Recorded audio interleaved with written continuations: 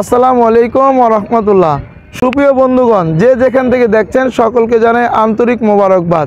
ঢাকাতে সুন্নি মহাজোটের একটি গুরুত্বপূর্ণ মিটিং অনুষ্ঠিত হয়েছে, যেখানে আমরা বিগত অনেক দিন আগে দেখেছি যে সুন্নি জনতা এবং সুন্নি যে আলেম ওলামায়ে কেরামদের মধ্যে একটা বিবাদদ্বন্দ্ব ছিল, সেটা সমাধান হয়েছে। এই সমাধানের পরপরই যেন ঢাকা সোহরাওয়ার্দী উদ্যানে সুন্নি মহাজোটের ডাক দেওয়া হয়েছে। সেই ডাকে বাংলাদেশের সকল পীর মাশায়েখ দরবারগুলো সমর্থন দিয়েছেন, উপস্থিত থাকার অঙ্গীকার করেছে। এনায়েতুল্লাহ আব্বাসী হুজুরও উপস্থিত হবেন 26শে এপ্রিল ঢাকা সোহরাওয়ার্দী উদ্যানে। বর্বরচিত প্রতিনিয়ত ইসরায়েলের হানাদার বাহিনী দখলদাররা ফিলিস্তিনিতে একের পর এক হামলা করে মাটির সাথে কোমলমতি বাচ্চাদেরকে পর্যন্ত মিশিয়ে দিচ্ছে।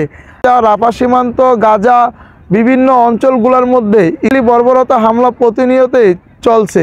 ফিলিস্তিনির পাশে দাঁড়াবে, ফিলিস্তিনির পক্ষে কথা বলবে। ইনশাল্লাহ আমিও থাকবো সেই প্রতিবাদ সমাবেশে।